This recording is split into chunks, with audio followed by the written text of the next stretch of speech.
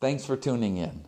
Today's video is going to be about this little 4.5-inch horizontal bandsaw that I purchased off of Facebook Marketplace. The guy that I purchased it from had told me that when they were using it, they had it mounted to a roll-around cart. And then a couple years ago, they took it off, set it aside, and it's been sitting ever since. So they had gotten rid of the stamped legs that came with the unit, so I got it for a cheap price. I ordered some hairpin legs from Amazon, and my plan is to take and mount a shelf maybe halfway down on those legs to kind of sturdy it up. The only thing I'm not quite sure of is it's going to have enough base to keep it from tipping over when I have something longer in it. So I'm going to have to, be careful with that. But first off, I've got to get this thing cleaned up. A lot of these surfaces that didn't have paint on them are all rusty, so I'll have to wire wheel those, oil those surfaces up so they don't rust in the future. And if there's spots to grease and lubricate this thing, I want to get that done. But I'm going to clean it up first. I'll turn it around, put it on time lapse, and then we'll get to putting those legs on this thing.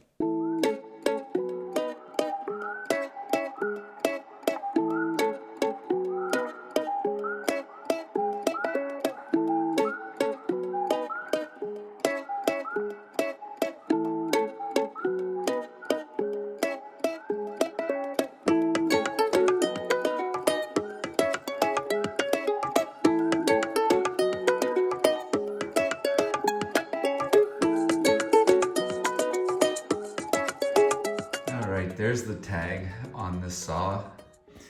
It is cleaned up really nice.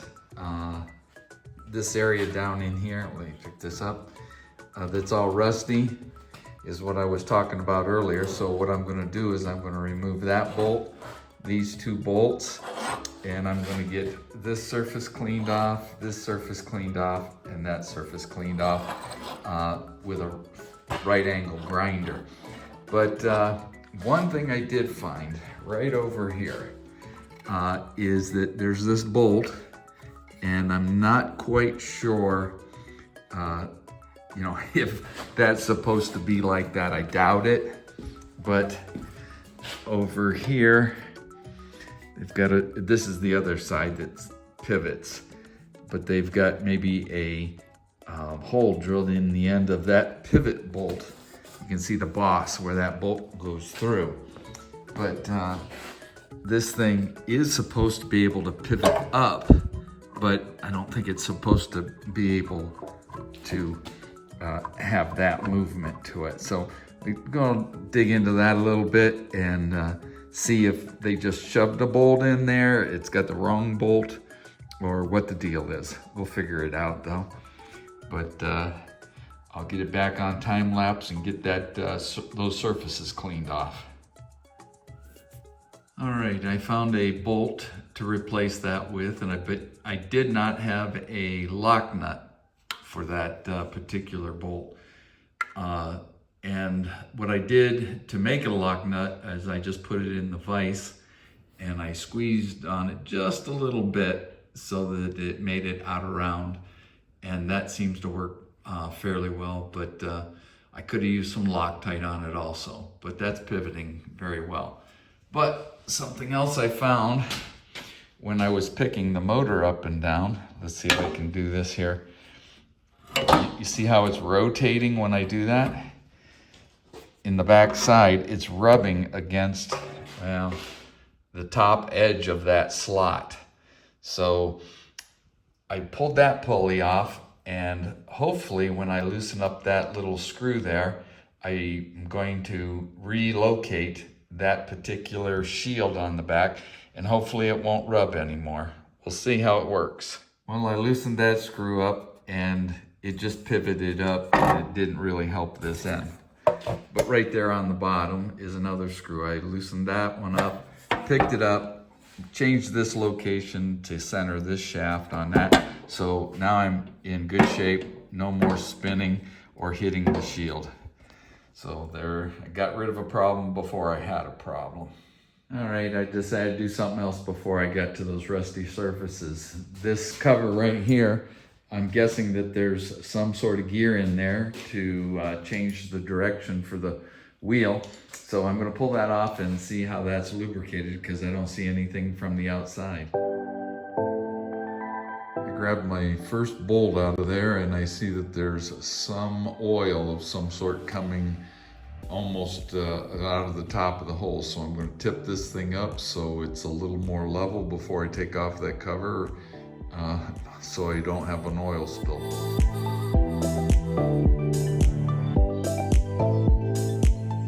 All right, that's what's under that cover.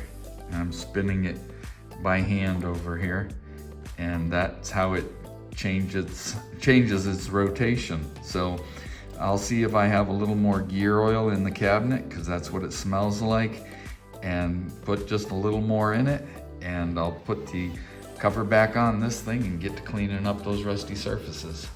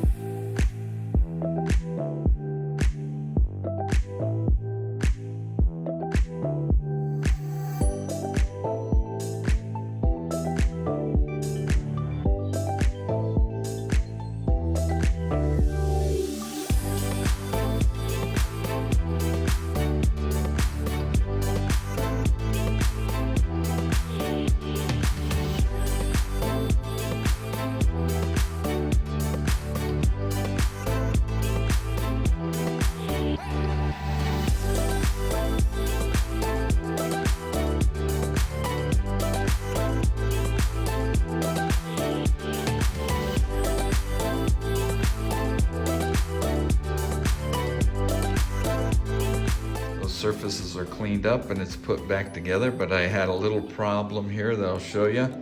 When I bring this down and I go to bring in this guide, if I'm just cutting a smaller piece, I actually have to scoot this section right here back away from here so that that guide can come closer for those smaller pieces.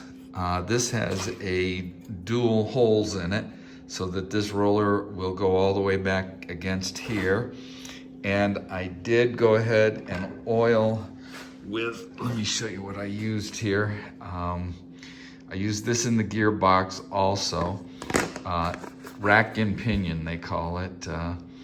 And it's just a real thick grease. And I didn't have much of it left, but I didn't use all of it because I knew I wanted to use some of it on this screw here. So I hit both ends of that and down in there and got that nice and covered, and it's working smoothly. But I have this pivot point back here that has no grease fittings or anything on it. So I'm gonna take some spray PB Blaster white lithium grease. I'm gonna lean it each direction to get it to flow down into those pins, because that whole pin, you can see, pivots in those castings. So I'll try to get a little lubrication in there. And then I'm gonna get the fan back on it. And then I think I'm ready to start on that stand.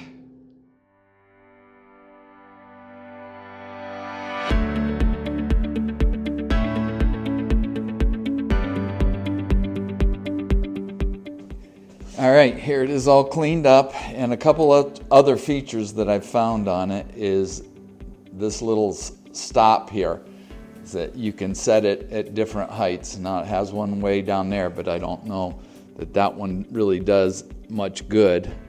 Well, it doesn't even reach it. But the other thing that I noticed is right here, there's a hole. I'm guessing that this has a rod that had a little stop out here, so that if you were gonna cut a bunch of different pieces the same length, you could do that, and I could make that later. But the other thing is this start on-off switch. it does have this tab up here, which I had to bend and adjust in order to get it to work. But as it comes down and cuts through the piece, hopefully what it's going to do is going to shut off when the piece is cut, like that. So what I'm going to do is plug this thing in, and we'll see if this thing is actually going to, what it's going to sound like. All right.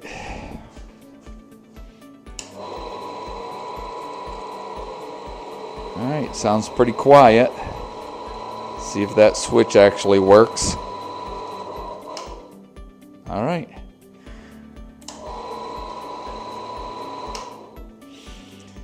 All right, now I guess we'll get started on that stand next. All right, I couldn't help myself. I went over and grabbed a piece of pipe out of the scrap bin and see if this thing is actually going to cut. I don't even know what's in it for a blade. It looked like they may have used it for wood, but let me get this in here and clamp it in. All right. Well, give it a shot here.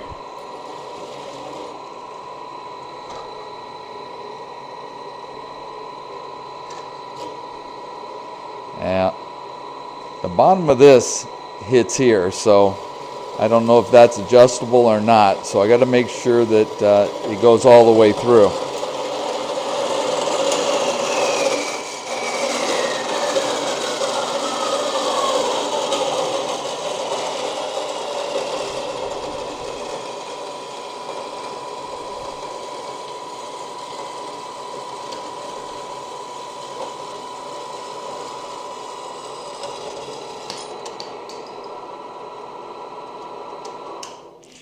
Not quite heavy enough. Maybe I've got too much spring tension on this.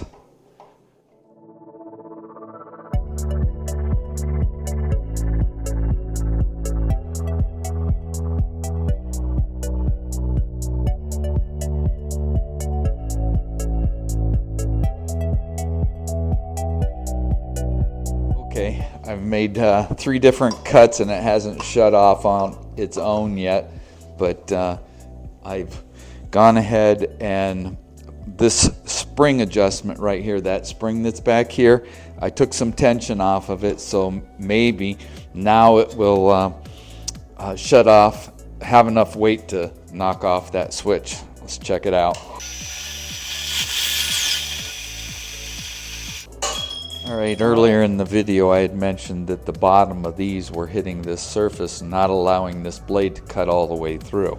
And what I found out, what I figured out, is that this bolt right here allows this piece to go up and down, and also this guide or this shield guard, it was bent a little bit. So when I brought it over here, it was hitting on the side of here.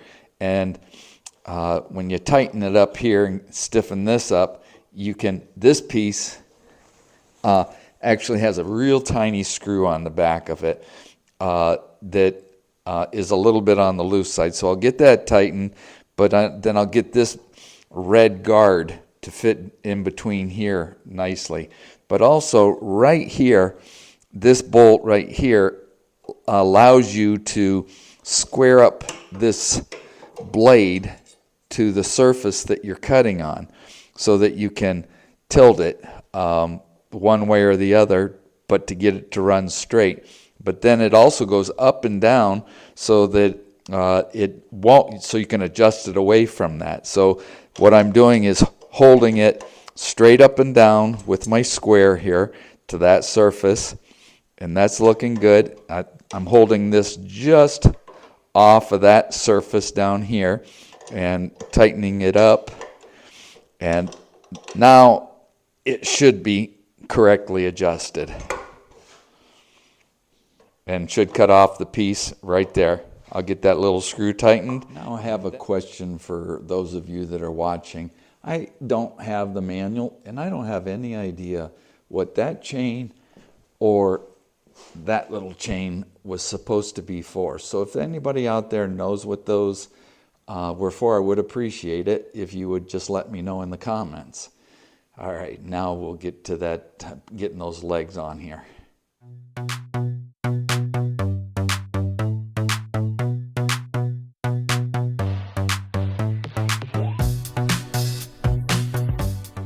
All right, you saw me using my squares and trying to come up with how much taper is in these sides right here. And that's what I came up with. So my plan is to take like a 3/4 inch piece of plywood and I gotta see if I have clearance between here and this surface here. But my plan is to notch out for this electrical box right here, fit it to this, allow this to be open so that shavings can fall out through the bottom, but then probably make up a tin plate or something that's going to come off the side of this to go up so that those shavings don't end up on the top of the board that I'm going to connect those legs to. But I'm going to turn the camera around here and see if what these legs look like. I'm going to unbox them. They're there, so we'll get to that. I ordered 16-inch long legs because I figured that's how far I wanted this thing to be above the floor. And that's the style I got. And what I was hoping to do is, with that plywood under there, that I was thinking that they were going to be tilted out like that, but they are definitely straight up and down.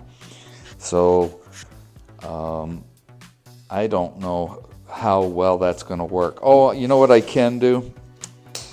I can take these, put them on there like this, and mount that on. And then I can make a plate across the bottom, weld a plate or a pipe or an angle iron, probably not an angle iron because I don't want to be tripping over it, to give it some width as far as the thin direction on this so it doesn't tip over so easily. But I'll get these unboxed and we'll start working on that. Coming up with a little different plan here. I'll go ahead and I'll make that insert, but I think I'm going to make it out of a piece of solid wood. Since I have to screw through the sides of it, I just think it'll be stronger than getting in between the ply to mount this. So that'll be an insert that's going in here.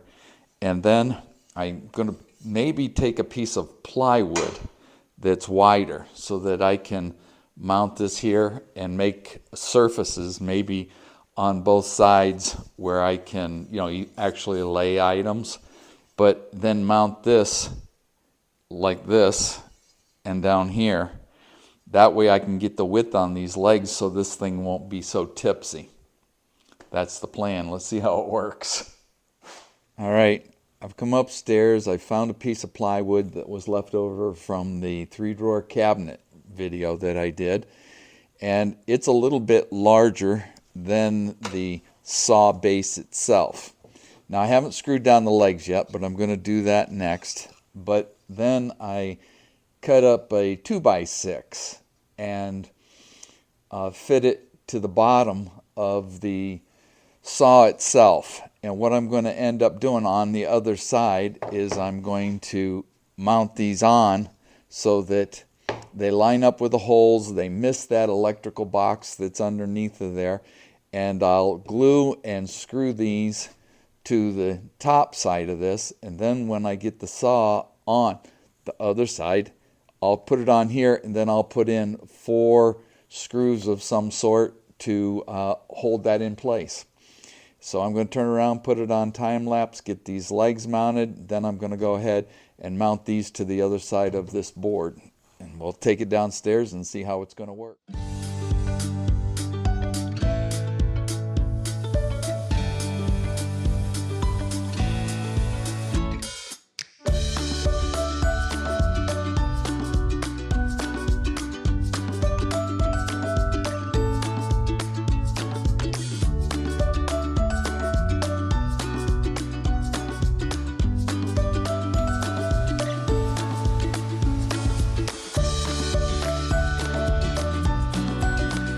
It's back down here, and I'm going to try to set it on there, see if it's going to work. I think I've got everything where it should be. The main thing that I have to watch is that I don't hit that electrical box on this piece right here. So, all right, I've got some marks here where it should land, but those are actually the inside. So this is about 1/4 of an inch thick, and I can see already that I'm going to have a issue, I believe, with this handle hitting here. So I may have to go get a circular saw and cut that off.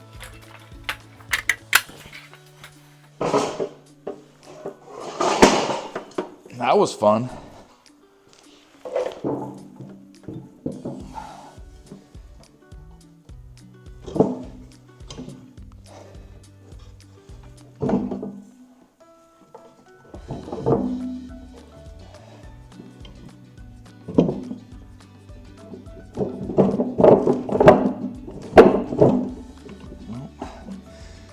Looks like it might be a little too wide on this back block. It's not quite sitting down all the way. Now, I'm not even to the hole yet. Oh yeah, I gotta come this way at least an inch.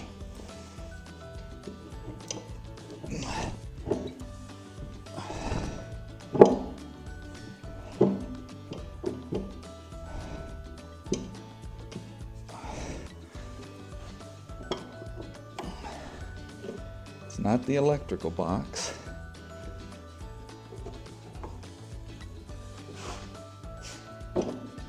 Oh, it was the handle for tightening it.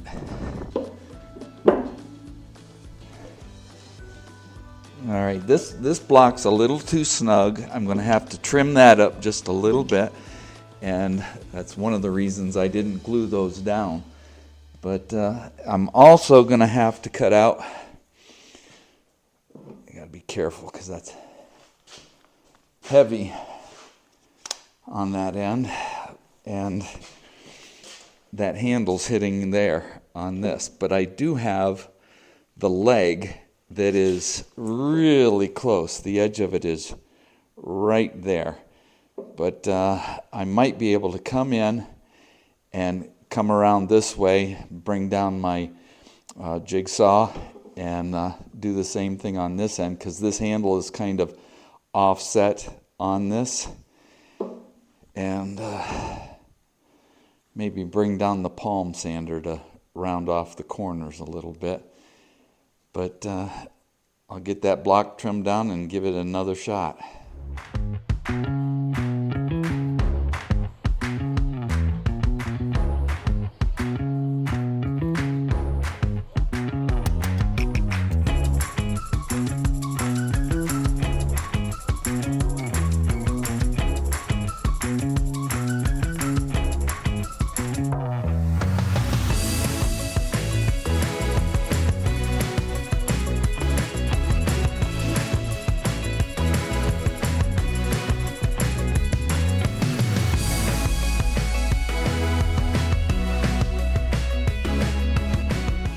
Now the question is, did I make all the right adjustments to make it fit? If I get it on here, I'm going to go ahead and drill pilot holes for those lag bolts that I brought down, and get this thing mounted on here. Let's see how it goes.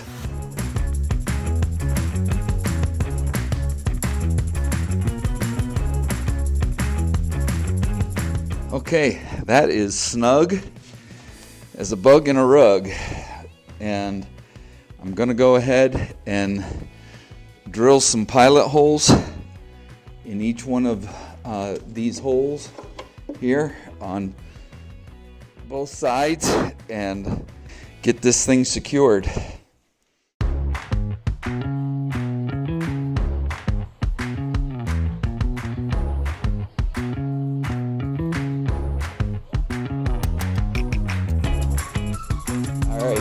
That's going to be it for this video. Now, I know I didn't get to that shelf, but that's going to be a part of the next video because I purchased another tool from Facebook Marketplace, and it's going to help me make that shelf. but it's also going to be helping me do some of the future projects that I have in mind. Now, those legs that I got off of Amazon came with screws and pads for the bottom, and supposedly they're 1/2 inch in diameter and they'll hold a total of 800 pounds. So I don't think those are going to be an issue, and it is nice and sturdy now. So I'm going to finish out this video by turning this on and cutting a piece of 3/4 inch round solid bar stock. Thanks for watching. Hey, and like and subscribe if you would, please. Thank you.